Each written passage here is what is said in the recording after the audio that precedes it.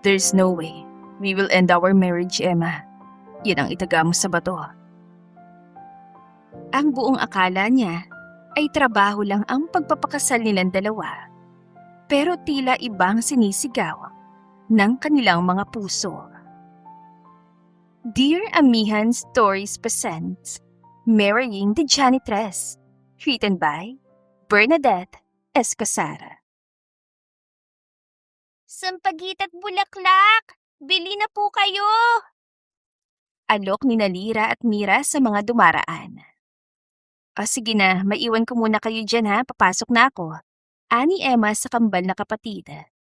Huwag kayong lumayo ha, sabay na tayong kumain mamayang tanghali sa kantin namin. Mura lang naman ang tinda doon, tapos sabay-sabay na tayong umuwi sa hapon. Opo, ate. Sabay na sagot ng 8 taong gulang na kambal. Janitress si Emma sa Richmond International Incorporated. Isa ito sa pinakamalaking conglomerate company sa bansa na may logistics, real estate, shopping malls, hotels and restaurants. Pinamamahalaan ito ng mga kilalang business tycoon sa bansa, si John Richmond at ang kanyang mga anak. Sige na, basta huwag kayo maglilikot at kung saan pupunta ha. Kung hindi lang talaga kayo mapilit, hindi ko kayo isasama eh. Pilin pa ni Emma sa dalawa. Opo, wag po kayong mag-alala, dito lang po kami. Sagot ni Lira. O sige. Tinalikuran na ni Emma ang mga kapatid at naglakad palayo. Malapit na siya sa entrance ng pinagtatrabahuhan ng may magsalita. Hoy, bawal magtinda dito sa labas ng building. Baka masagi kayo ng mga dumarang sasakyan. Sagutin pa kayo ng kumpanya. Muling napabaling si Emma sa mga kapatid. Tumambad sa kanya ang isang matangkad at mestisong lalaki. Naka-shades ito kaya hindi niya mapagsino kung isa ba ito sa mga boss niya. Pasensya na po, nag-iingat naman po kami. Dito lang po kami sa gilid. Sagot ni Mira. Oo nga po, hayaan niyo na po kami magtinda rito. Hindi naman po kami magtatagal eh. Hanggang tanghali lang po kami, uuwi din kapag naubos na po itong paninda namin. Ang kukulit. Nasaan ba mga magulang niyo at hinahayaan kayo narito sa lansangan? Anang lalaki na bagamat istrikto ay mababa naman ang boses. Agad siyang lumapit sa mga ito. Sir, excuse me po. Mga kapatid ko po sila. Pasensya na po. Nakangiting wika niya. Tumingin ito sa gawin niya at tinanggal ang suot na sunglasses sabay kunot noo. Ikaw yung bagong pasok na janitress kahapon, di ba? You're Miss Sandoval, right? Nakagat ni Emma ang labi. Opo, ako nga po. Nauutal niyang wika ng makilalang. Si Webster Richmond ang kaharap niya. Isa ito sa mga nag-interview sa kanya kahapon at ang alam niya, anak ito na may-ari ng kumpanya. Unang kita rin niya sa lalaki ay nagkagustoan agad siya dito dahil guwapo ito at ubod ng bango kahit mukhang masungit. Bago-bago mo rito, pati mga kapatid mo sinasama mo. Eh, di ba nagtatrabaho ka? Sita nito. Natulala si Emma at hindi agad nakapagsalita. Iba kasi talagang nagagawa ng kagwapuhan ng isang tao. Kahit mainit ang ulo't seryoso nito, nakakawala pa rin sa sarili. Miss, Untag nito, napaigtad siya. Sir, naku, papasensya na po. Gusto lang naman nilang makatulong sa akin eh. Huwag po kayo mag-alala, kakausapin ko po sila. Tarantang wika pa niya. o sige, mahirap na, mga bata pa mga ito. Isa pa, masyadong delikado rito dahil maraming dumarang sasakyan. Anito at saka muling sinuot ang sunglasses. Pagkatapos, naglakad na ito papasok sa loob ng gusali. Parang nangangarap na sinundan ni Emma ng tingin si Mr. Richmond. Ay, bakit kaya sungit mo? Tanong niya sa sarili. Hoy, ate! Ate kang bakla ka. Nanining kita mga matang tinignan niyang kambal. Naku, kayo talagang dalawa. Naghagikikan si Namira at Lira. Kasi naman ate, para kang nasapian dyan at abot langit ang ngiti mo. Sabi ni Lira. Crush mo po siguro siya, no ate? Segunda ni Mira. Ewan, tigilan niyo ako. Uy, si ate, crush ang sir niya. Padunokso ng dalawa. Abat, ang maigi pa nga siguro ay umuwi na kayo. Narinig niyo naman ang sinabi ng boss ko, hindi ba? Kayo kasi ang pipilit nyo. Sige na, umuwi na kayo. Taboy ni Emma sa kambal. Ate naman, lilipat na lang po kami sa kabila. Mabilis sa protesta ni Lira. Malalagot ako sa boss ko niyan eh. Kami nang bahala ate, diskarte lang yan. Nakangiting sagot ng dalawa. Napabuntong hininga si Emma. Alam niyang hindi na talaga niya mapipigilan ng kambal. Bukod sa makulit, parehong may katigasan ng ulo ng mga ito. Kung nabubuhay lang sana ang kanilang mga magulang, hindi sana sila ganito ngayon. Kaso, magkasunod na binawian ng buhay ang mga ito. Please ate, payagan mo na po kami. Ani Lira na pinakamataba sa dalawa. Ay sige na nga, basta mag-iingat kayo, okay? Opo. Ingat kayo dito ha, malilit na ako. Anya bago chinek ang oras sa cellphone. Ikaw din po ate. Bago tumalikod ay inihatid muna ni Emma ng tingin ng dalawa na tumakbo sa kabilang entrance ng gusali. Kung hindi lang talaga sila kinakapos, hindi niya hahayaan ng dalawa. Nakakita kasi ang mga ito ng mga batang nagtitinda ng kung ano-ano sa kalye. Kaya nagpaalam sa kanya na kung pwedeng gawin din daw ng mga ito yon. Sakto namang malapit ang bahay nila sa Tondo, sa isang supplier ng bulaklak. Doon kumuha ang kanya mga kapatid ng ititinda sa araw na yon. Siguro ngayong araw lang, hindi ko na sila papayagan bukas. Ani Emma sa kanyang sarili. Tama naman kasi yung boss niya. Delikado talagang ginagawa ng kanyang mga kapatid. Napatingin siya sa kanyang cellphone. Nalaki ang mga mata niya nang makitang malapit na siyang mali. Kaya nagmamadali siyang naglakad. Dumiretso si Emma sa locker room at nagpalit ng uniform. Pagkatapos, masaya niyang sinimulan ang trabaho habang paham-ham pa. Ang totoo, maswerte siya dahil nang matanggal siya nung isang araw sa pagiging waitress sa isang restaurant. Natanggap agad siya sa Richmond International.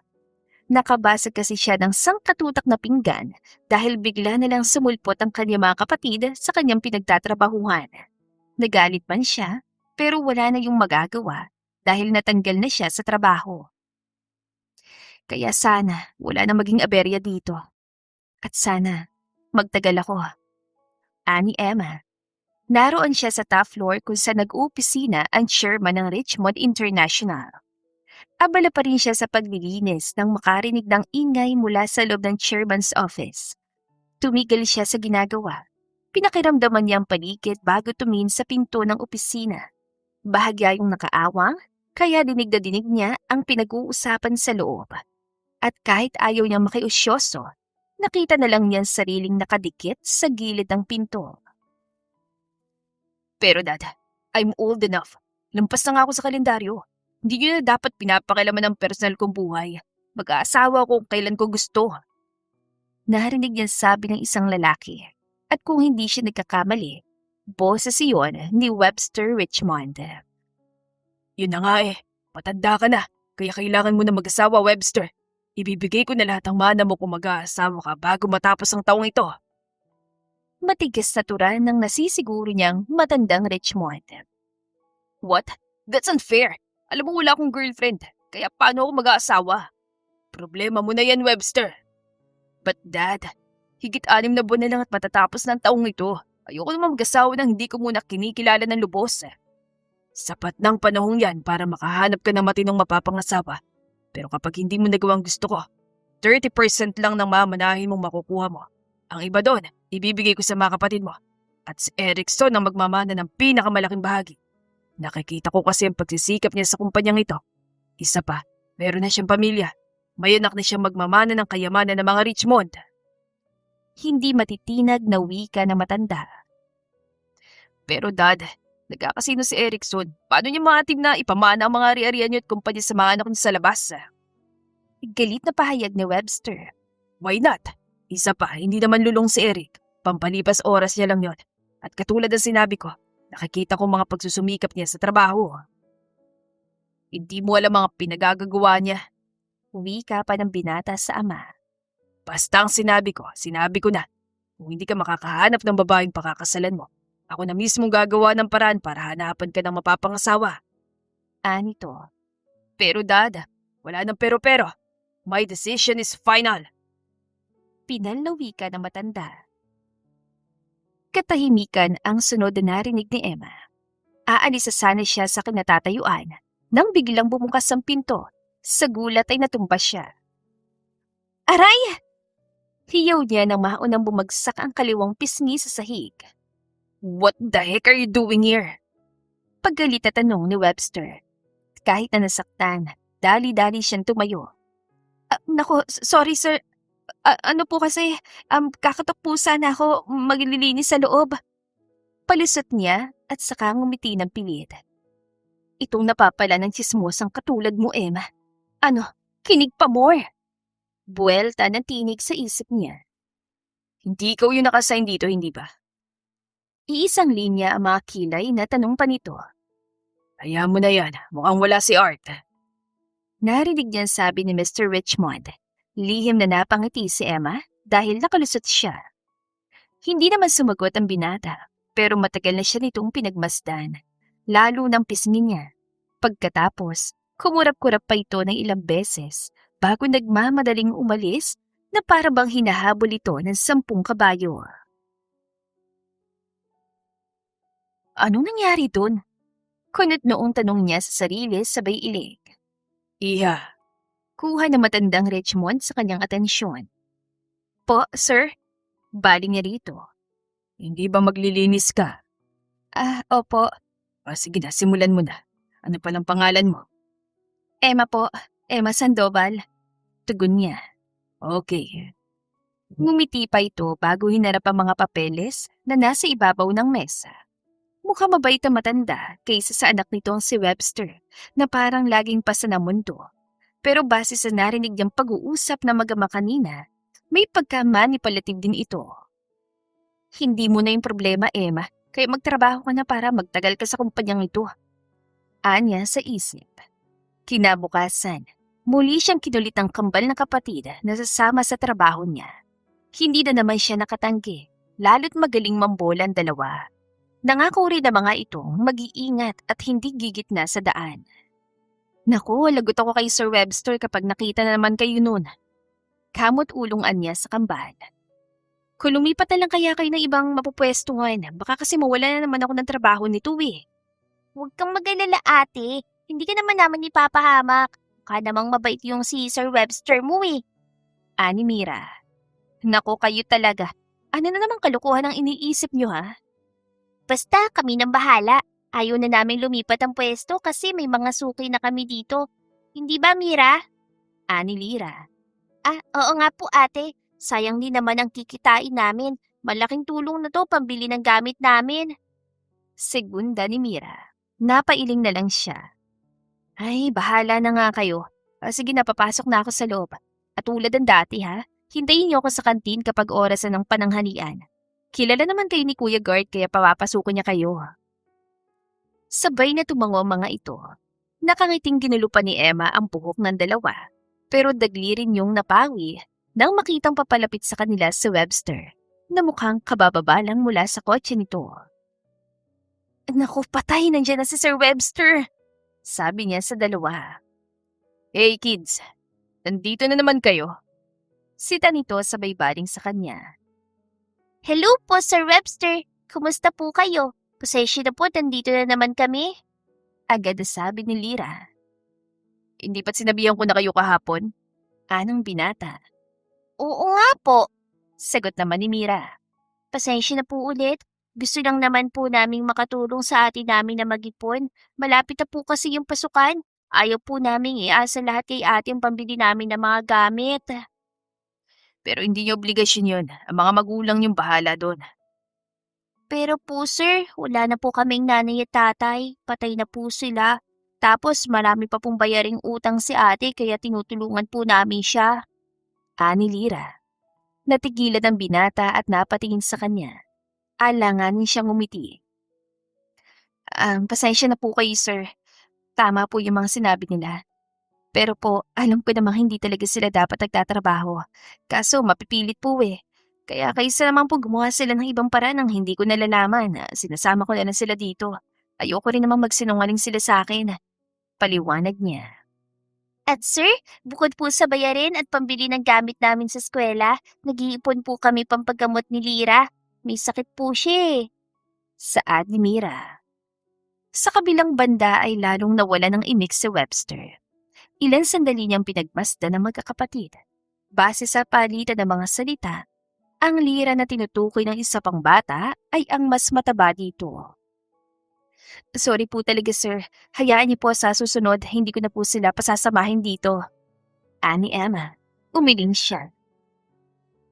Ano bang sakit ng kapatid mo? Wala sa loob na tanong niya. Nauunawaan naman niya mga ito, kaya lang delikado pa rin ang ginagawa ng kambal.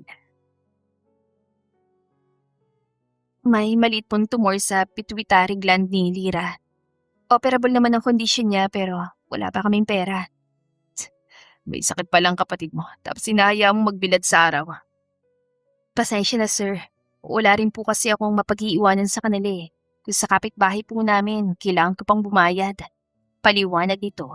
Saglitan nag-isip si Webster. Magkano bang sahod mo, Miss Sandoval?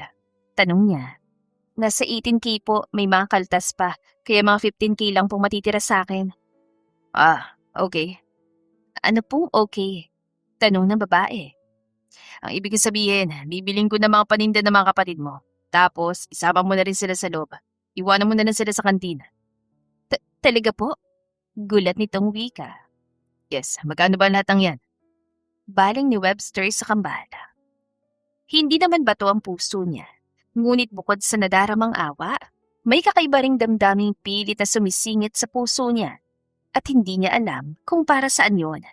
Pero mula nang makita niya si Emma nung interview, palagi na itong lumilitaw sa isipan niya. Para na nga itong kabuti. Naku, Sir Webster, maraming salamat po. Ulog po kayo ng langit. Sabi ni Lira. Oo na, basta huwag na kayong magpapainit. Kano ba? 2,500 pesos po lahat tong dala namin. Kung gusto niyo po ulit bumili bukas, dadalhan po ulit namin kayo. Sagot ni Mira. Natawa siya.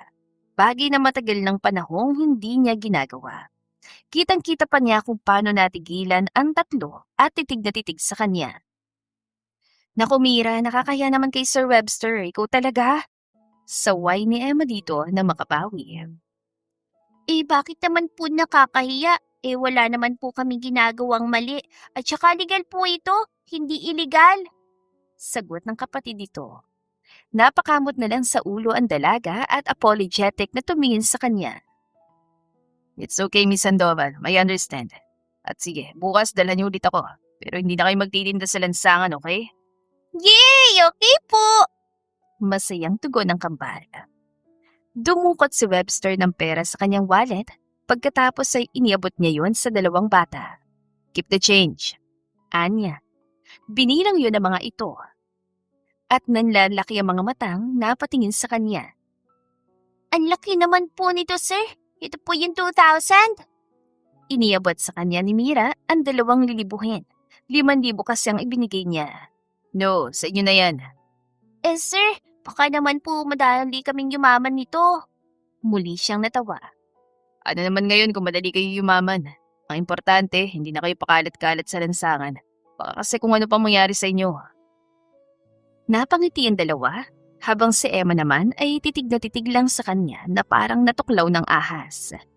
Sabi ko naman sa iyo ate, mabait tong si Sir Webster. Ikaw lang yung nagsasabing masungit siya. Ani Lira ng balingan ng dalaga. Ano ka mo? Bulalas ito, sabay iling na mariing. Naku sir, huwag niyo pong paniwalaan yung dalawang to. Magaling po silang mag-imbento. Hindi kaya, kasasabi mo lang yan kahapon eh. Tanggi ni Mira na madali ditong tinakpan ng bibig. Napailing si Webster. Oo na, pasok na ako sa loob. Basta, sa inyo na yan, okay? Bili kayo ng masarap na pagkain mamaya. Okay po, salamat po. Sabay na wika ng mga ito. Bago tuluyan tumalikod, nilingon pa ni Webster ang namumulang si Emma. Kagyat naman itong nag-iwas ng tingin, kaya napangiti na lang siyang naglakad palayo sa mga ito. Nako, kayo talagang dalawa, ipapahamak niyo pa ako ang daldal niyo. Dinig pa niyang wika ng babae. Good morning, sir. Bati ng gwardya sa kanya. Good morning. Kuya, wag mong pipigilan pumasok dito yung mga batang yun Kahit dito lang sa lobby, hayaan mo lang sila. Piling niya. Okay po sir, pinapapasok ko naman po talaga sila. Kasi dyan sila sa kantin kumakain. Isa pa, tingin ko naman po mababait sila. Sabi ng gwardya. Sige, kuya, salamat. Tumuloy na si Webster sa kanyang opisina. Ngunit pagdating doon, nakatunga nga lang siya sa kawalan. Hindi pa rin mawala-wala sa isip niya si Emma. Aminado siyang maganda ang babae. Maputi ito at kahit hindi mayaman, ay maganda ang kutis. Para nga itong anghel, lalo na kapag humingiti. Kahali-hali na rin ang namumungay nitong mga mata. What was happening to me? Tanong niya sa sarili sabay tayo. Muli siya lumabas muna sa kanyang opisina at diretsyong sumakay sa elevator. Pagkatapos, pinindot niya lahat ng floor na naka-indicate doon. At sa bawat pagbukas ng elevator, sumisilip siya sa labas para bang may hinahanap ang mga mata niya na hindi niya mawari. Nang tumigil yon sa third floor, biglang nagliwanag ang mukha niya nang makitang pamilyar na mukha. Dinig pa niyang pag-hum nito habang nagmamap ng sahig. Lumabas siya mula sa elevator. Subalit, bigla rin siyang napatigil nang maunawaan ang ginagawa. Tatalikod na sana siya na makitang bumundol kay Emma ang isa nilang empleyada. What the heck? Galit itong wika at nanlalaki ang mga matang nagpalipat-lipat ang tingin kay Emma at sa map na hawak nito. Ay, sorry po ma'am, pasensya na po, hindi ko po kayo napansin. Tarantang wika ng babae. Ano bang ginagawa mo, tatanga-tanga ka? Singhal ng empleyado dito at eksaheradang pinagpaganang suot itong damit. Sorry po talaga ma'am, hindi ko po sinasadya. Sabihin mo, tatanga-tanga ka talaga. Tumabi ka nga dyan! Sigaw nito.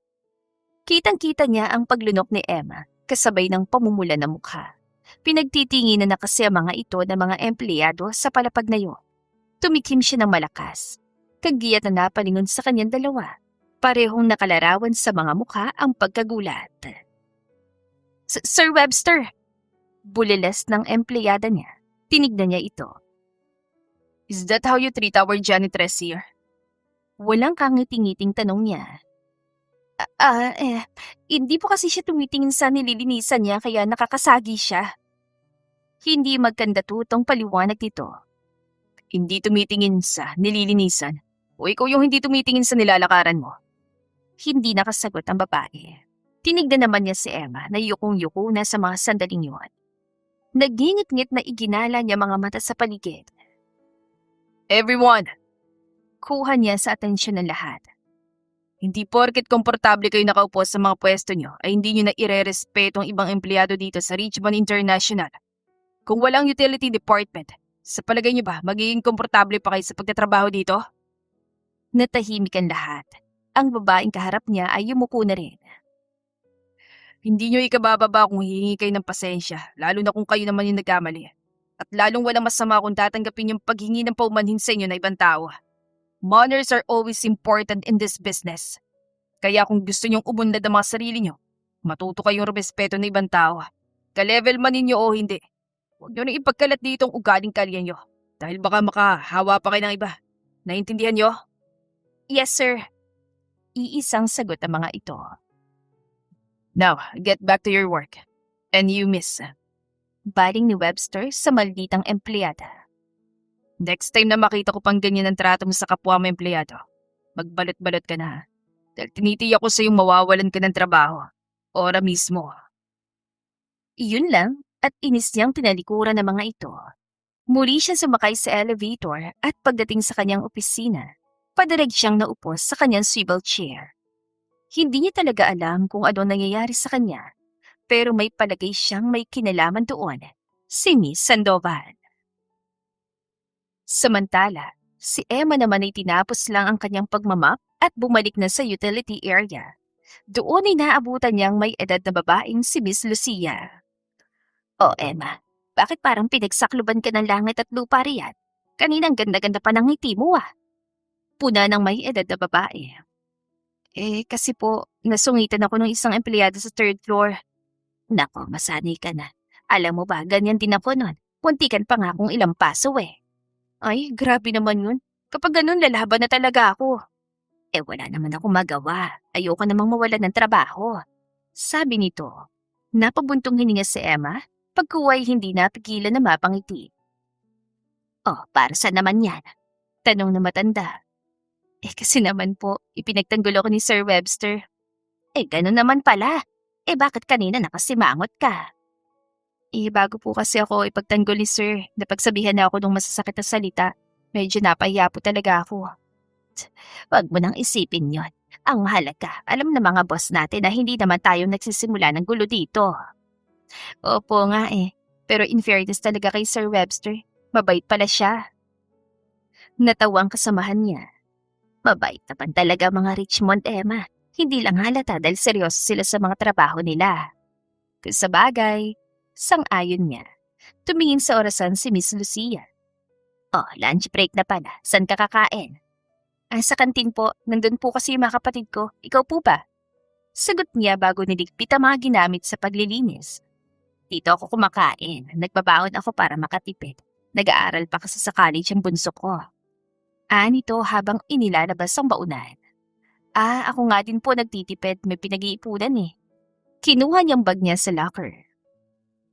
Ganito talaga ang buhay nating mahihirap. Mapapahay na ko ka na lang. Sagot nito at nagsimula ng kumain. Napansin niyang wala naman itong ulam. Mantikang baboy ito na may toyo. Masarap naman ito. Sabi nito sa kanya. Nakaramdam si Emma ng awa sa matanda. Hindi po ba may anak kayong nag-oopisina dito? Oo, pero may pamilya na kasi siya kaya hindi ko na hinihinga ng tulong. Sapat na sa akin ang nakikita siya. Masaya na ako doon. Nakangiting sabi nito, bagamat nababakas sa mukha ang lungkot. Sige po, lalabas na ako, baka naghihintay na mga kapatid ko. Tumango lamang ito at ipinagpatuloy ang pagkain. Siya naman ay nagtungo na sa kantin. Naabutan niya doong kausap ng mga kapatid si Webster. Naku, sir, may ginawa po ba sila? Nababahalang tanong niya nang lapitan ng mga ito. Ate naman, Kakamot-kamot sa ulong sabi ni Mira. wala kaming ginawang kalokohan, okay? Sa katunayan, binigyan tayo ni Sir Webster ng pananghalian. Tignan mo, ang dami. Masayang dagdag pa nito. Napadako ang tingin niya sa mga pagkain. Marami nga iyon at iba-iba pang putahe. Nahihiyan tumingin si Emma sa boss niya. Ay, nag-abala pa po kayo, sir. Wala naman akong ipambabayad dyan. Hindi ko naman pinapabayaran ng mga yan. Natutuwa lang talaga ako sa kabibuan nito mga kapatid mo. Sagot nito. Ganun po ba? Salamat po. Kanina, binili niya lahat ng paninda ng mga kapatid ko. Tapos, ipinagtanggol niya ako sa malditang empleyada na yun. Ngayon naman, heto. Ano ba talaga? Nasapian ba siya? Ani Emma sa isip. Siya nga pala, may alok sana akong trabaho sa'yo. Ani to bago sumulyap sa kambal. Ano yun, sir? Sa susunod na lang, ipapatawag na lang kita. Sige na, mag-lunch na kayo. Bye, kids! Bye, Sir Pogi! Sabay na sagot ng kambal. Agad ngang pinanlakihan ng mga mata ang dalawa. Naghagik-hika naman ang mga ito bago siya tinignan. Ate, tingid ko, type ka nun. Ani Mira. He, anong alam niyo sa bagay na yan ha? Sita ni Emma. Marami din po. Sabi naman ni Lira. Ay nako, kumain na lang tayo at mukhang masasarap itong mga pagkain. Teka, bakit parang mga paborito ko mga ito? Anya, saka umupo. Kasi, ang sabi ni Sir Webster, orderin daw namin ng mga paborito natin. Kaya yan po yung binili niya. Sagot ni Mira. Ganun ba? Sige na, kain na tayo. Nagsimula namang kumain ng dalawa habang si Emma. Hindi mapigilan ang kiligin. Hindi talaga niya maunawaan kung bakit nagkakaganoon ang boss niya. Pero excited siya sa sinasabi nitong trabaho. Kung ano man yun, basta legal, susunggaban agad niya. Nang sumapit ang hapon, sa entrance pa lang ay nakita na ni Emma si Mira. Halatang kanina pa siya nitong hinihintay. Oh, nasa si Lira? Tanong niya. Nasa kantin po, masama pakiramdam, doon na lang natin puntahan ate. Sabi nito. Ano? Kanina pa ba masamang pakiramdam niya? Anyang nagmamadaling naglakad patungo sa kantin. Opo, ate. Pagdating sa kantin, naabutan niyang nakayukyok sa mesa si Lira. Namumula ito at halatang may iniinda. Lira, ano masakit sa'yo ha? Ate, sobrang sakit po ng ulo ko. Umiiyak nitong wika. Ha? Para pong puputok ang ulo ko. Tumingin si Lira sa kanya. Ang labo rin po ng paningin ko. Diyos ko, madali niyang binuhat si Lira. Mira, tara na, sa ospital na tayo. Opo. Si Mira na rin ang pumara ng jeep para sa kanila. Sa pinakamalapit na pampublikong ospital nila dinala si Lira. Ngunit pagdating doon, sa dami ng inaasikasong pasyente, ay hindi sila maharap na mga nurse at doktor.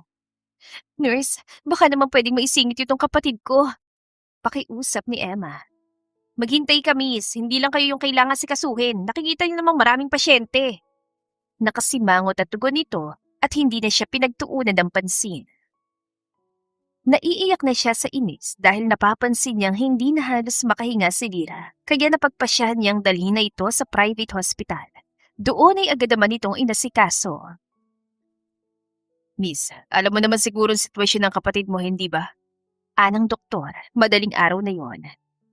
Opo, ano po ba dapat namin gawin? Nanginginig na tanong ni Emma. Ang panlalabo ng kanyang paningin at madalas na pananakit ng ulo ay senyales na lumalaki ang tumor sa kanyang pituitary gland. Dahil dito, naiipit na yung optic nerve niya. Diyos ko! Kailangan na siyang maoperahan sa lalong madaling panahon. Pag lalo pa lumaki yung tumor, maaari magkaroon ng permanenteng pinsala sa kanyang paningin.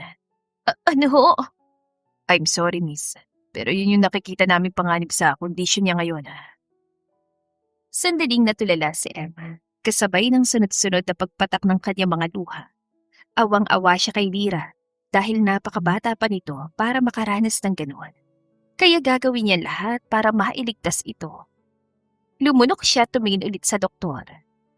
Sige do, payag po akong pooperahan siya. Kung ganon, kailangan mo maganda ng hindi bababa sa 200,000 piso bilang pao ng bayad. Kapag kumpleto ng mga requirements at deposito, saka natin may sasagawang operasyon. Napakagatlabi si Emma sa narinig. Sige Dok, gagawan ko po ng paraan. Magkano naman pong kabuang magagastos kung sakasakali? Tanong niya. Siguro abuti ng mahigit 1,000,000. 1,000,000 ho? Oo, pero ang kailangan mo muna sa ngayon ay 200,000 para maoperahan agad ang kapatid mo. Sunod-sunod na tumango si Emma. Opo, sige po. Salamat po. Tutuloy na po ako.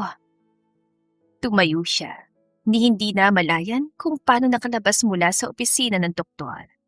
Naramdaman na lang niya na may humawak sa kanyang kamay. Ate, nilingon niya si Mira. Nangangalumata na ito, halatang antok na. Oh, ba't nandito ka? Tanong ni Emma sa kapatid. Hindi po kasi ako makatulog. Panay po ang daing ni Lira. Naaawa po ako sa kanya. Walang imik na niyakap niyang kapatid. Muli siya napaiyak pero hindi niya yun pinarinig kay Mira. Hayaan mo. Gagawa ko ng paraan para gumaling si Lira. Ani Emma, makalipas ang ilang sandali. Talaga po, gagaling na po siya. Ano po ba sabi ng doktor? Mabilis muna niyang pinunasan ang magkabilang pisngi bago pinakawalan ng kapatid. Kailangan siyempre ng pera. Pero ako nang bahala ron. Malaki po ba? Alalang tanong nito. Napangiti siya at ginulo ang buhok ni Mira. Problema ko na yun, okay? Sa ngayon, pumunta ka na muna sa silid ni Mira. May higaan naman doon. Doon ka matulog. Ikaw po. Uuwi muna ako sa bahay at kukuha ng gamit. Hindi ba may pera ka naman? Yun na muna yung gamitin mo kapag nagutom ka, okay? Mabuti na lang talaga at maaasahan na niyan dalawa. Nabibili na rin niya ang mga ito kapag iniiwanan niya. Sige po, ako na pong bahala dito at kay Lira. Napangiti si Emma sa narinig. Salamat, Mira. Salamat. Hinalikan muna niya sa noo ang kapatid bago tuluyang nagpaalam dito. Dumiretso nga siya sa kanila at madaling naligo saka nagbihis. Naganda rin siya na magamit ang kambal at inilagay sa isang bag na may katamtamang laki. Bumili rin siya ng mga kakailanganin nila kagaya ng 3-in-1 na kape, gatas, noodles at canned goods. Pagkatapos, nagtungo na siya sa Richmond International. Sa chairman's office tumuloy si Emma. Malakas kasi ang paniniwala niyang mabait ang matandang Richmond. Alam niya, hindi siya nito tatanggihan. Excuse me. Kuha niya sa atensyon ng sekretarya. Yes? Nandyan ba si Mr. Richmond? Magalang na tanong niya. Bakit? May appointment ka ba sa kanya? Tanong nito. Wala po pero may mahalaga po akong sasabihin sa kanya. Janitress po ako dito. Sabi niya. Hindi kasi siya naka-uniforme. Pero wala ngayon si chairman. Si Sir Erickson ang pinapunta niya rito kaya tiyak na hindi siya papasok. Ganun po ba? Oo, ganun siya tuwing Friday. Kung hindi si Sir Eric, si Sir Webster ang pinapapunta niya dito. Sige na, pwede mo naman kausapin si Sir Eric kung importante talaga sasabihin mo. Magiliw na wika ng babae. Napabuntong hininga siya at tumingin sa nakapinid na pinto ng boss nila. Maya-maya'y bumukas yun. Linda, pakidala sa HR ng mga papeles na to. Ani Sir Erickson. Sige po, sir. Mabilis na tumayo ang babae at bitbit ang mga papeles na umalis. Yes, may kailangan ka? Baling na lalaki sa kanya. Sir, ako po si Emma Sandoval, janitress po dito. Gusto ko po sana makausap si Sir Jan. Anya. Hindi papasok si Daddy. Bakit? Ano bang kailangan mo sa kanya? Napakamot sa kanya noon si Emma. Mabuti pa siguro pumasok ka sa loob. Doon na lang natin pag-usapan kung ano mang pakay mo. Yaya nito sa kanya. May pag-aalinlangan tumingin siya sa nakabukas na pinto, pagkuway sa lalaki. Wala naman siyang naririnig na masama tungkol kay Erickson Richmond. Ayon pa sa iba, mabait naman daw ito. Bahala niya. Anya sa isip, bago naglakad patungo sa loob ng opisina. Maupo ka. Alok nito nang naroon na sila. Salamat po. Naupo nga si Emma. Damang kumakabog na dibdib. Ano bang sadya mo? Tanong nito at naupo din. Kinagat niya ang labi. Go on, makikinig ako. Sir, may problema po kasi ako. Nasa ospital po yung kapatid ko. Hihingi po sana ako ng tulong o kaya magluluon para sa operasyon niya. Tuloy-tuloy na wika niya bago siya panghinaan ng loob. Tumango-tango ito habang titig na titig sa kanya. Medyo nailang naman siya kaya nag-iwas siya ng tingin. Okay, how much? Tanong nito na makaraan ng ilan saglit. 1 million po sana. 1 million? Hindi ba't ang laki naman ang hinihingi mong tulong, Miss Sandoval? Alam ko po, Sir Erickson. Pero yun po kasi yung sabi ng doktor eh. Pero sa ngayon po pinaghahanda niya ako ng 200,000 para doon sa down payment. Pinagsalikop nito ang mga daliri at sandaling nag-isip. Malaki pa ring halaga para sa isang ordinaryong janitress na katulad mo. Ilang buwan ka na ba rito? Iyon na nga po eh. Wala pa po akong 1 linggo dito. Kagat-labing sagot niya. Ganun ba? Hindi ba alam mo naman ang patakaran dito? I'm sure, binasa mong pinirmahan mong kontrata. Wala ka pang 1 linggo, hindi ka pwedeng mag-loan. Natahimik siya. Laglag ang mga balikat na napatingin na lang siya sa kawalan. Saan ako ngayon kukuha ng pera? Tanong niya sa isip. May offer ako sa'yo. Yun ay kung gusto mo lang naman. Napaunat siya sa pagkakaupo at mabilis na napatingin sa lalaki. Ano po yun, sir? Hindi agad ito sumagot. Pinagmasdan muna siya nitong mabuti, kaya medyo nailang siya at lalong kinabahan. Tumingin din ito sa isang banda ng opisina bago siya muling tinignan sa mga mata. Labas ang kumpanya sa gagawin kong to. Sabi nito. Ano po bang offer ang sinasabi niyo? Tanong niya sabay lunok. Matagal bago sumagot ng lalaki. Tumingin itong muli sa tinignan nitong kanina, kaya napangunot na ang noon niya. Sir, untag ni Emma sa kaharap. Huminga ito ng malalim. Okay, I want you to. Erickson! Pareho silang nagulat ng kanyang kausap nang bigla na lang bumalandra ang pinto. Pumasok doon ang humahangos na si Webster. Stop right there! Anito at malalaki ang mga hakbang na lumapit sa kanya. Pagkatapos, walang sabi-sabing hinawakan siya nito sa braso at pinatayo. Hindi siya katulad ang iniisip mo, Erickson. Huwag mo siyang idamay sa kalokohan mo. Mariing wika nito. Ngumisi si Erickson. I know you're listening. Alam ko ring darating ka. Makahulugang sabi nito. Lalong nagsalubong ang mga kilay niya. Hindi niya nasundan ang nangyayari, kaya pinaglipat-lipat niya ang tingin sa dalawa. Just back off. Pinalingan siya ni Webster. Let's go. Samantala'y nakarating sina Webster at Emma sa opisina niya. Doon ay walang pakialam siyang nagpaikot-ikot sa harap ng nagtatakang dalaga. Hindi niya alam kung bakit naiinis siya. Ang totoo kasi, may hidden camera sa loob ng opisina ng kanyang ama for security purposes. At alam nila yung tatlo. Kaya kapag naroon si Erickson, pinakikinggan niyang bawat kilos nito para na rin sa kapakanan ng kumpanya nila at ng kanyang ama. Wala pa rin kasi siyang tiwala sa kapatid. Kaya nang marinig niyang usapan ng dalawa, dali-dali siyang umakyat sa opisina ng kanyang ama. Baka kasi kung ano pang gawin ni Erickson kay Emma. Alam kasi niyang may pagkatusodan nito minsan. Sir Webster. Basag ni Emma sa kanilang katahimikan. Dagli siyang huminto at tumingin dito. Let's go. Muli na itong hinila palabas ng kanyang opisina at dumiretso sa elevator. Saan po tayo pupunta? Tanong ng dalaga. Sa ospital. Hindi ba nasa ospital si Lira? Napakunot ang noon ito. Paano niyo po nalaman? Importante pa ba yun? Tsaka bakit ba sa opisina ka ni Dad nagpunta at hindi sa akin? Alam mo namang bago ko pa lang, hindi ba? Opo nga. Nagbabaka sakali lang naman po ako. Mukha kasing mabait ang tatay mo.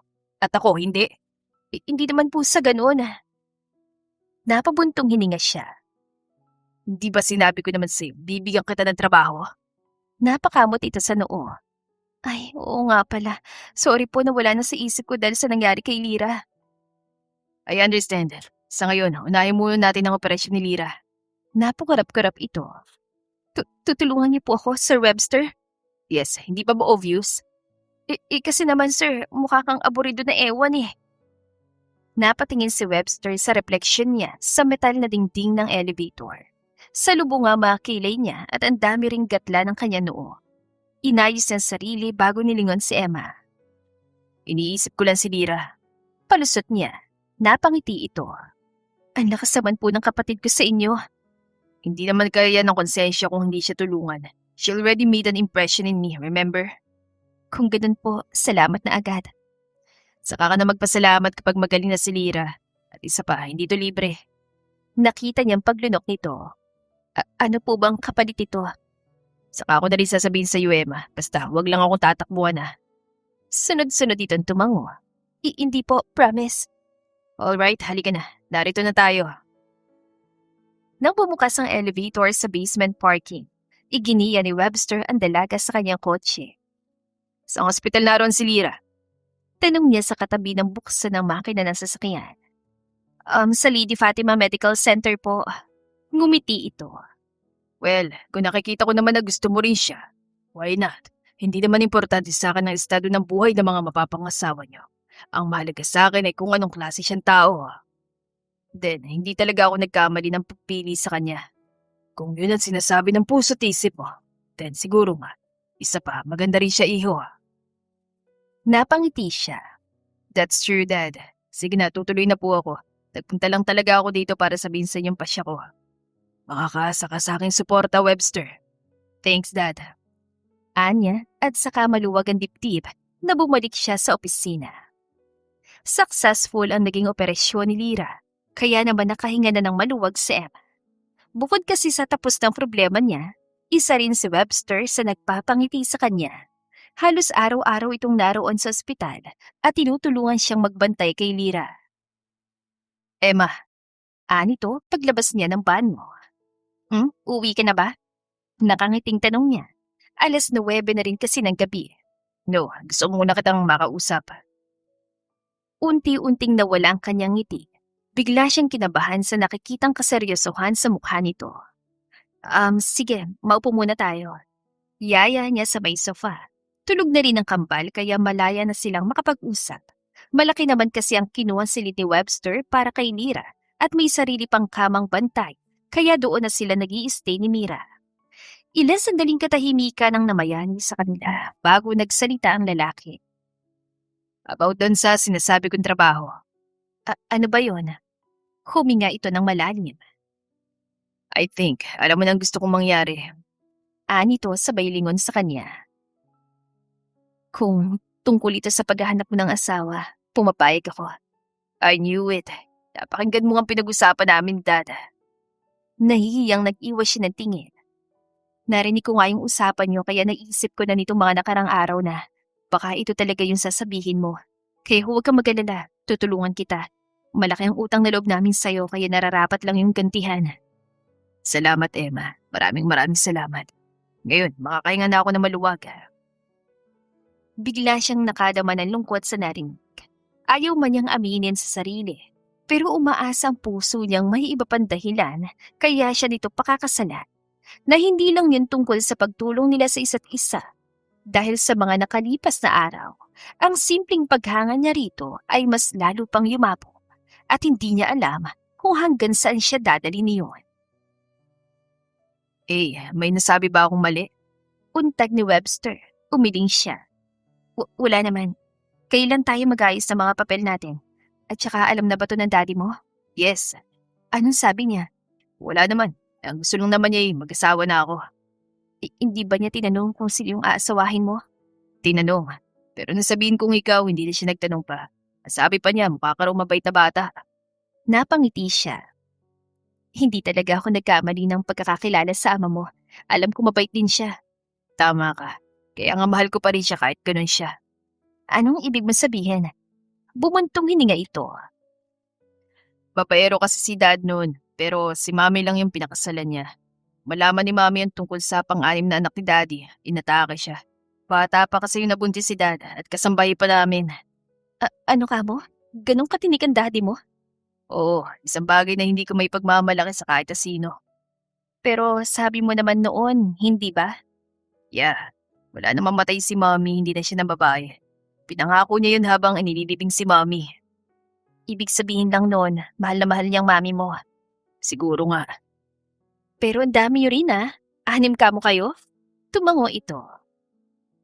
Oo, nag-iisa akong anak nila, Mami at Daddy. Tapos 5 sa iba't ibang babae.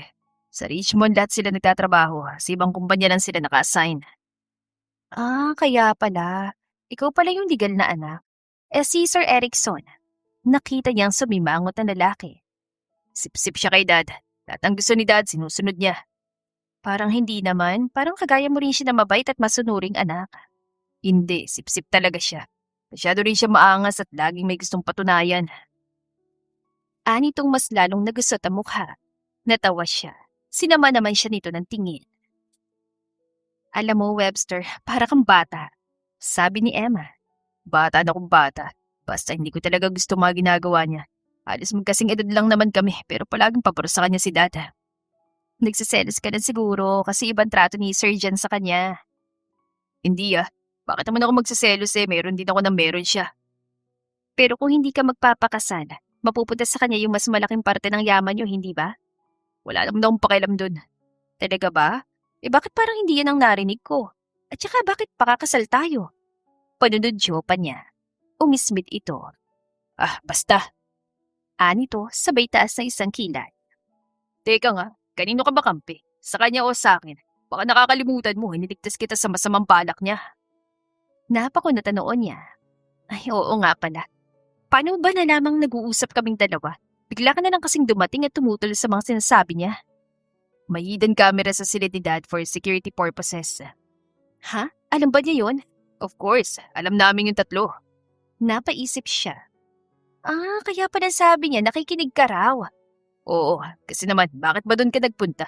Pwede ka naman dumiretso sa akin. Nasabi ko ng dahilan ko, hindi ba? Oo nga pala. Pero alam mo ba kung sino yung nanay ni Erickson? Sino? Curious na tanong ni Emma. Si Aling Lucia, yung kasamahan mong janitress. Ha? Talaga? Buti pinayagan ng daddy mo. Oo naman, gusto rin kasi niyang nakikita si Erickson. Napakiling ang kanyang ulo. Oo nga pala, bakit parang hindi sila okay? Curious sa tanong niya. Well, sa pagkakaalam ko, bata pa lang nang ibigay ni Aling Lucia si Eric sa pamilya namin. Hindi raw kasi niya ito mabibigyan ng magandang buhay. Nakiusap si Dad kay Mommy, kaya kalaunan na itinanggap din niya si Eric at tinuring na parang isang tunay na anak. Kuwento nito. Wow, parang hirap naman nun sa parte ng mami mo. Bilib din ako sa kanya. Mabait na martyr pa. Sinabi mo pa. Kaya nung bata-bata pa ako, galit din ako kay Dad. Kasi palagi niyang sinasaktan si Mommy dahil sa pambababae niya. Then eventually, natanggap ko na rin na ganun talaga siya. Ang mahalaga, hindi na siya ganun ngayon. Hindi na sumagot si Webster, kaya nabalot ng katahimikan ang buong paligid. Hindi naman alam ni Emma kung paano muling magbubukas ng usapan. Ayaw na niyang mag-usisa pa dahil para sa kanya, sapat na mga naikwento nito. Sa paraan ding yun, mas nakilala niya ito at mas naunawaan kung bakit may pagkabugnuti nito minsan. Ang dami rin itong pinagdaanan. At bilang isang anak, alam niya na masakit para dito ang mga ginawa ng ama nito noon. Siguro kahit sa mga sandaling yun ay nasasaktan pa rin ito. Hindi lamang ito nagsasalita. Yun din siguro ang dahilan kaya gusto nitong magpakasal. Kahit wala namang pag-ibig na namamagitan sa kanila. Dahil gusto nitong makuha ang approval ng amang madalas ay pinapaboran ang mga kapatid nito. Sige na, gumagabi na rin. Bukas sunduin kita para maayos natin ang mga papeles natin. Ihabili na lang muna natin si Mira at Lira dito sa ospital. May private nurse naman si Lira. Anang lalaki makalipas ang ilang sandali. Kinabukasan niya ay madali nilang inasikaso ni Webster ang mga kailangan para sa kanilang kasal. Ang sabi ng lalaki, civil wedding muna raw dahil hinahabol din ito ang ibinigay na palugit ng ama nito. At habang naghihintay silang marilis ang kanilang marriage license, dahil mandatory daw na 10 araw bago ito maipost, tinulungan silang maglipat ng lalaki sa bahay nito. Kailangan pa ba talaga namin lumipat?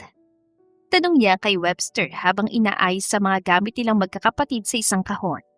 Of course, we're going to be a family soon. Kaya dapat sa bahay ko na kayo titira mula ngayon. Doon na rin ang diretso ni Lira paglabas niya ng ospital. Napatingin siya sa lalaki. Hindi ko alam kung ano sasabihin ko. Bakit naman? Nilingon din siya nito kaya nagtamang kanilang mga mata. At hindi na naman maiwasang bumilis ang tibok ng kanyang puso.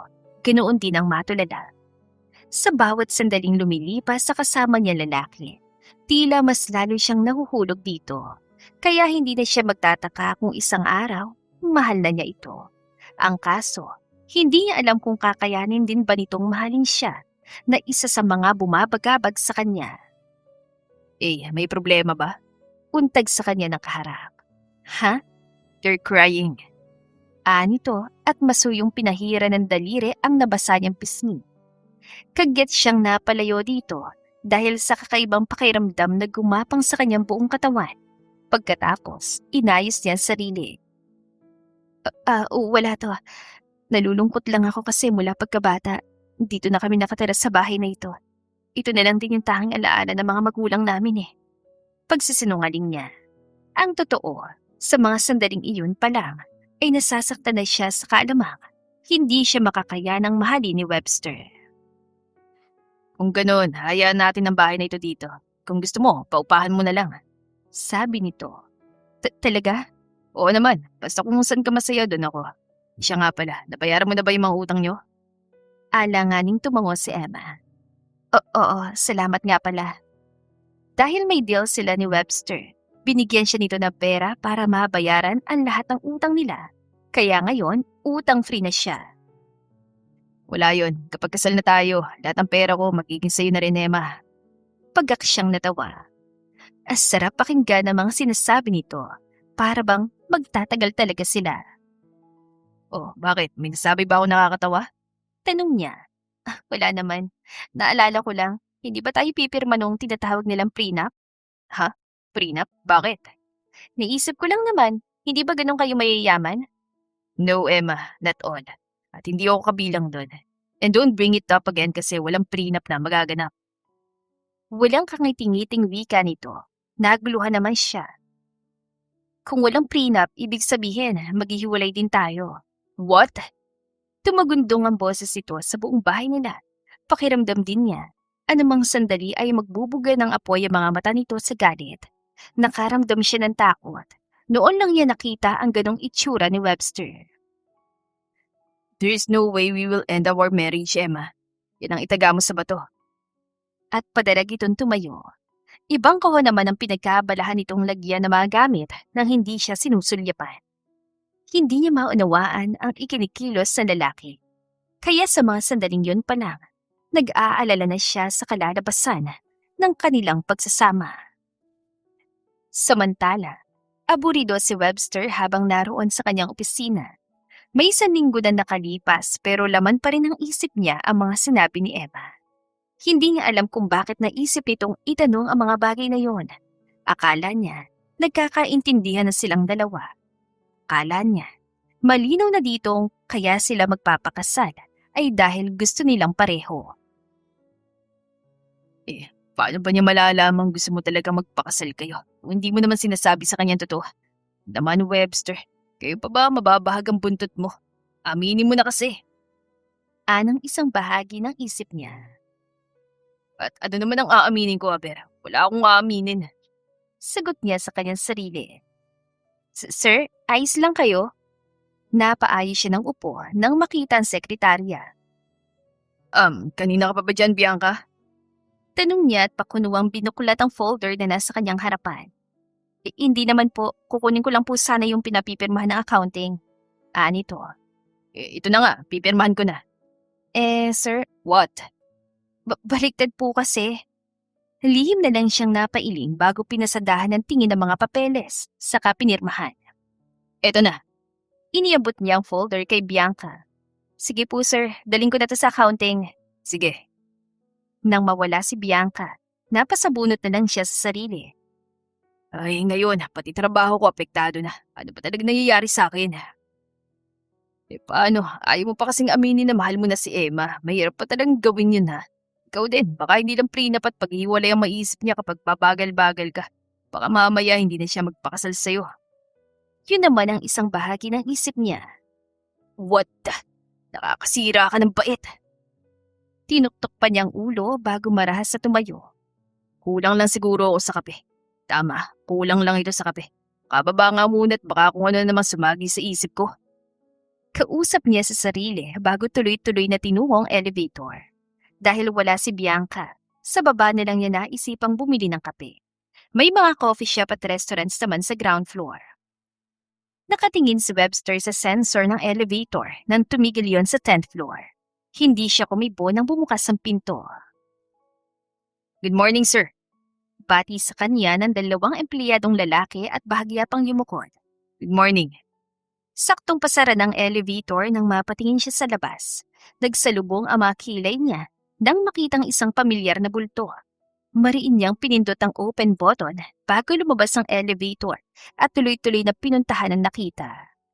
What are you doing? Iritabling tanong niya. Tumingin sa kanya si Emma. Naglilinis po. Lalong nagsalubong ang kanyang mga kilay. Why? Hindi ba ito po yung trabaho ko? You mean, pagkatapos makalabas si Lyra, nagtatrabaho ka na dito? Opo, wala naman akong gagawin sa bahay eh. Napahagod siya sa kanya noo. No, Emma. You are not a janitress anymore here. Po? Napalakas ang tinig nito, kaya nakaagaw na sila ng atensyon ng mga empleyado. Yes. You are going to be my wife soon, kaya itigil mo na yung ginagawa mo at pumunta sa opisina ko. Walang kagatol-gatol na wika niya. Umani iyon ang malakas sa pagsinghap sa mga empleyadong nakarinig. Pero po, Emma, please, just do what I said.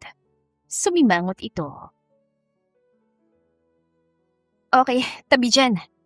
Napatas ang kilay ni Webster. And what was that for? Anyang hindi kumikilos sa kinatatayuan. Hindi mo naman kasi nilinaw kung ano ba talaga yung dapat kong gawin kaya pumapasok pa rin ako. Napabuntong hininga siya. Alright, punta ka na sa opisina ko kapag tapos ka na rito. Mag-usap tayo na maayos. Okay. Ilang segundo pa niyang pinagmasdan si Emma bago muling nag-abang ng elevator. Nang makapasok doon, sinili pa niyang dalaga. Patuloy naman ito sa pagtatrabaho, kaya napailing na lang siya. Itong napapala ako sa pagkukunwari. Anya sa sarili hanggang sa unti-unting napangiti. At sa puntong yon, naunawaan na niya kung ano talaga ang nararamdaman niya para sa babae. Kaya sa halip na sa coffee shop magpunta, lumabas siya at nagtungo sa isang flower shop na katapat lang ng gusaling pag-aari nila. Bumili siya ng bulaklak, saka siya dumaan ng coffee shop at bumili ng kape. Sinamahan na rin niya yon ng 4 na klaseng cake. Hindi kasi niya alam kung ano ang gusto ni Emma. Pagbalik ni Webster sa kanyang opisina, nagtatakang tinignan siya ni Bianca. Sir, ipapadala ko po ba yan? Tanong agad ito.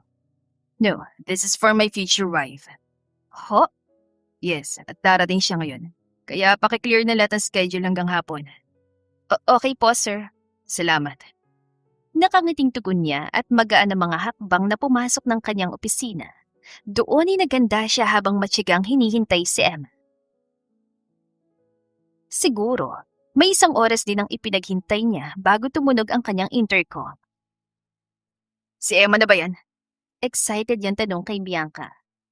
Opo sir, sabi niyo kasi i-clear ko yung schedule niyo. Wala naman po kayong appointment sa kanya kaya itatanong ko lang kung papapasukin ko ba siya. Of course. At sa susunod na dumating siya dito, hayaan mo lang siya pumasok dahil si Emma ang mapapangasawa ko. Po? Yes, Bianca. So let her in para makapag-usap na kami. Okay sir. Bumukas ang pinto at habang pinagmamasdan niya ang marahang paglalakad ni Emma patungo sa kanya, para siyang idinutuyan sa alapaap. Para kasi itong araw na may dalang liwanag.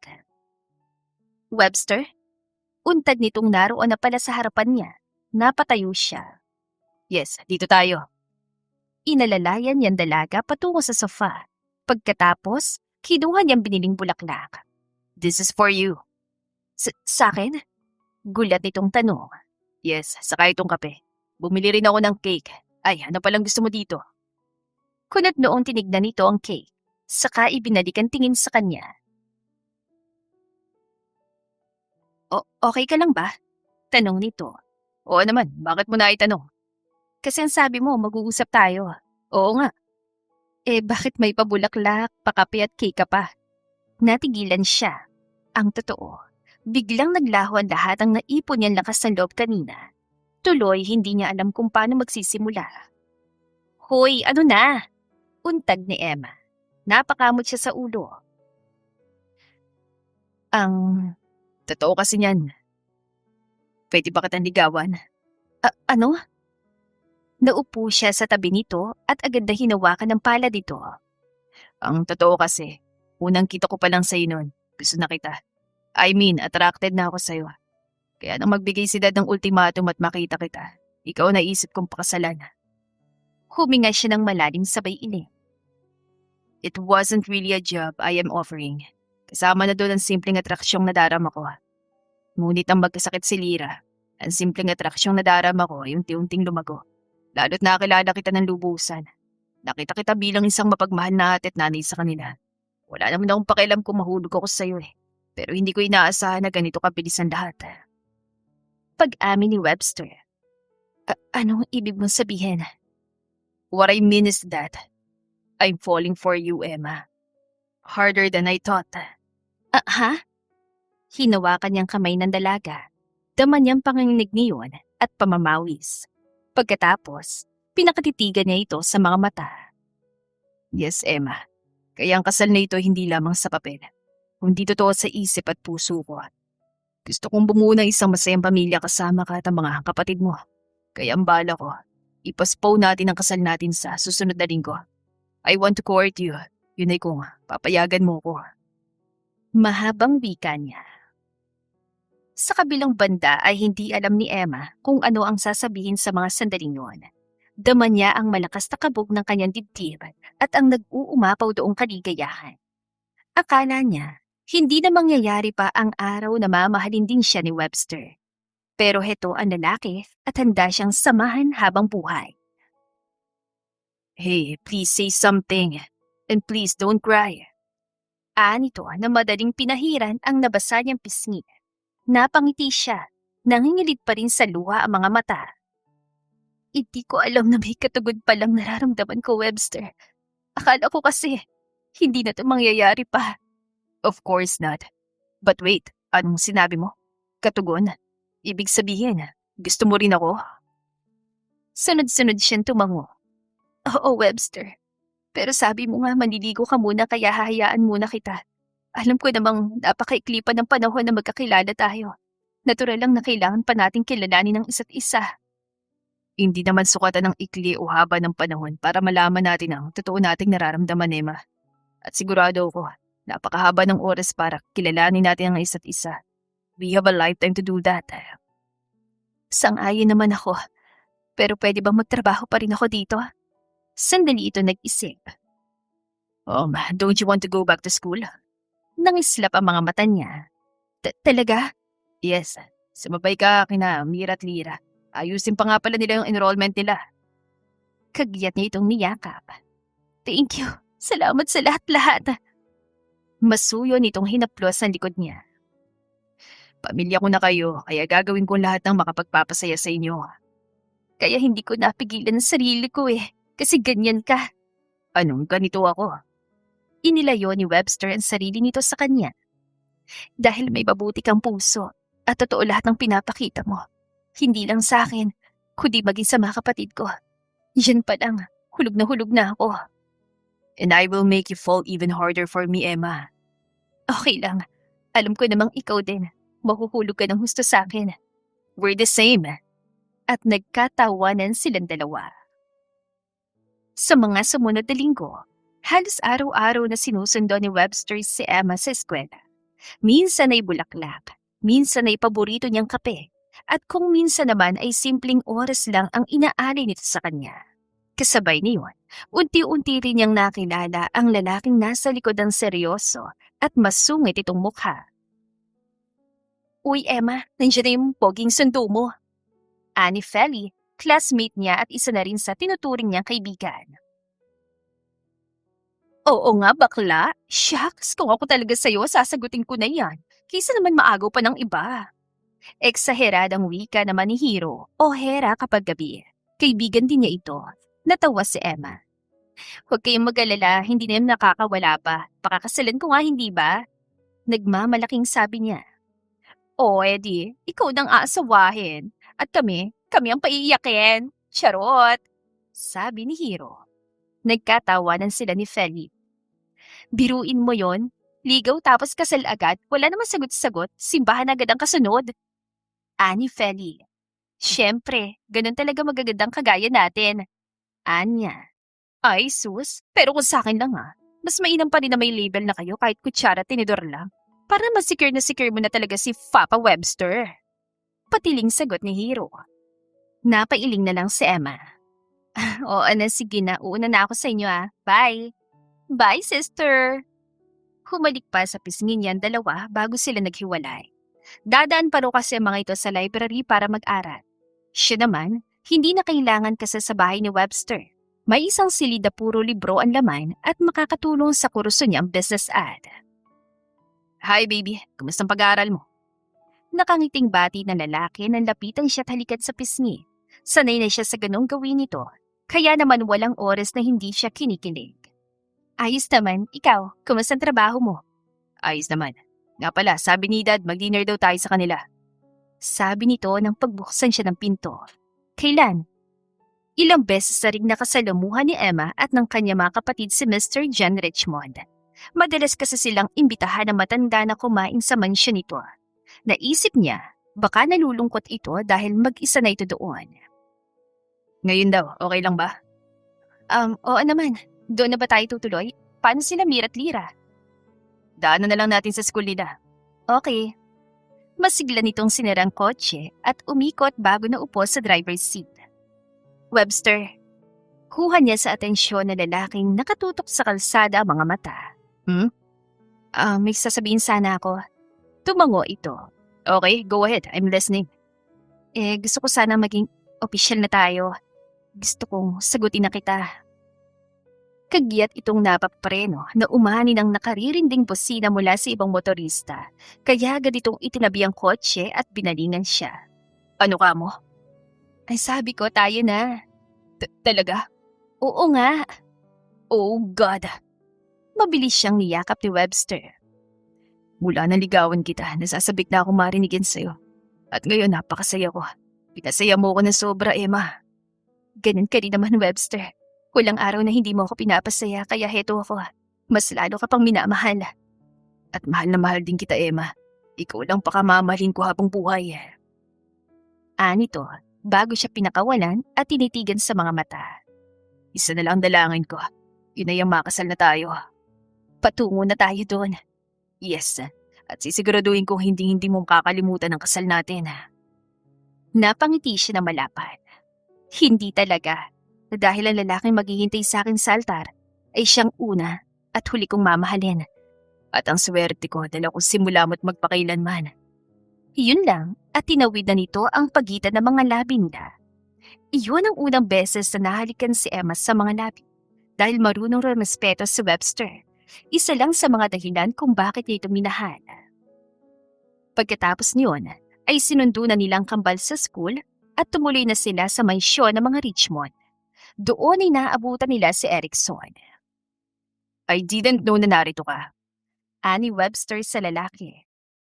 Dad invited me, and so the others. Family dinner daw. So kayo na talaga? Pinaglipat-lipat itong tingin sa kanila. As you can see, yes. Kaya huwag ka nang iepal pa. Angel ni Webster sa kapatid. Natawa ito. Sa wakas, umamin ka rin. At bakit? Because I know from the very beginning na gusto mo si Emma. Kaya nga tinulungan kitang mas mapadali ang lahat. Ano, ibig mo sabihin? Tanong niya. Ang ibig kong sabihin, nakita ko si Webster kung paano kayo pinagtanggol nun sa isa sa mga empleyado namin. Di niya ako napansin kasi nasa isang sulok ako. And that was the very first time I've seen him like that. Kaya sa mga sandaling yon, sa klase ng pagtingin niya sa'yo, alam ko na agad na may nararamdaman siya para sa'yo, Emma. Kaya naman, nung magpunta ka sa opisina ni Dad, alam ko na ring darating siya. Because I know naririnig niya tayo. Pag-amin ni Erickson. Napailing siya bago nilingon si Webster. Napangiti siya nang unti-unting magliwanag ang mukha nito. So, ito na ba yung truth sa pagitan nating dalawa? Tanong ni Webster. There is no such word, Webster. Ikaw lang talaga nag-iisip ng kung ano-ano tungkol sa akin. Kahit na kailan, wala akong intensyong agawin ng kung anumang nararapat para sa'yo. You deserve it because you and your mom are good to me. Doon pa lang, malaki ng pasasalamat ko sa inyo. Tuluyan ang napangiti si Webster. Well, nagpapasalamat din naman ako kasi may kapatid akong katulad mo. Bumitiw sa pagkakahawak sa kanyang kasintahan at niyakap si Erickson. Thanks, bro. Salamat sa pagbubukas sa mga mata ko. No worries, ganun naman talaga kapag kapamilya. Kapag mahal mo isang tao, you must teach them to see the good things around. Yes, salamat. Pinakawalan ito ni Webster at tinapik sa braso. So, tara na sa loob. Hinihintay na nila tayo. Yaya sa kanila ni Erickson. Yeah, let's go, baby. Baling sa kanya ni Webster na hindi na yata mawawala ang matamis na ngiti sa mga labi. At alam ni Emma, mas magiging masaya pa ang susunod na mga araw para sa kanila dahil ngayon ay magkasundo ng magkapatid. Pamilya pa rin ang nagwagi sa huli. Makalipas na 5 buwan, isang marangyang kasal ang inialay ni Webster kay Emma na dinaluhan ng mga kilalang tao sa iba't ibang bahagi ng mundo. Ngayon naman ay pakinggan natin ang pangako ni na Webster at Emma para sa isa't isa. Anang pari bago tinignan si Emma. Webster, hindi ko alam kung saan ako mag-uumpisa. Dahil ang lahat ng ito ay sadyang hindi ko inaasahan. Pero alam ko sa sarili kong mahal na mahal kita. Kaya mula sa araw na ito, ipinapangako kong paglilingkuran kita hanggang sa ating pagtanda.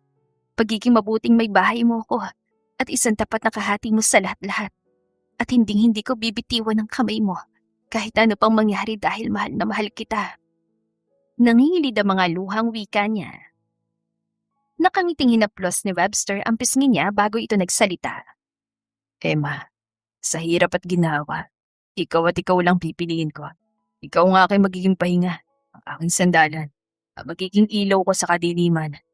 Dahil sa'yo, nabuksan ang mga mata ko sa lahat ng magagandang bagay sa paligid ko. Kaya nga araw-araw kong magpapasalamat na binigay ka niya sa akin. Kaya pinapangako ko na sa bawat sandali ng buhay ko, tanging ikaw lang pakamamahalin ko habang buhay At sa bisang ipinagkaloob sa akin ng sambayanan at simbahang katoliko, kayo, Webster at Emma ay mag-asawa na, Maaari mo nang halikan ng iyong asawa.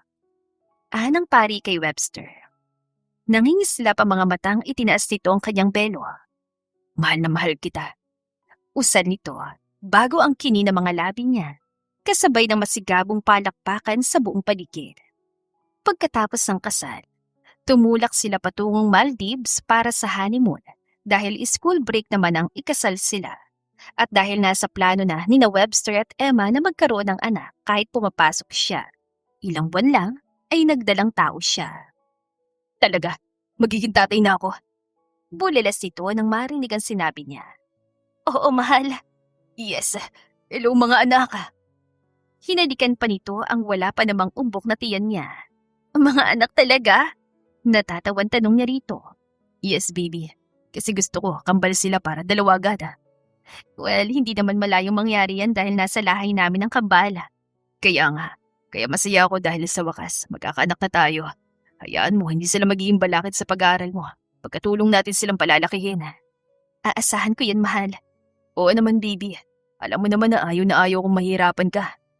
Ani Webster, bago siya hinalikan sa noo. I love you. I love you too. Makalipas pang 7 buwan, isang kambal na supling ang ipinagkaloob sa kanila. Ang naging simbolo ng mas matibay nilang pag-iibigan at kasiyahang pupuno sa kanilang tahanan habang buhay. The End. Kung nagustuhan ninyo ang aming istorya, ay huwag kalimutan na mag-like at subscribe. Mag-iingat po tayong lahat. To God be the highest glory. Hanggang sa muli, paalam!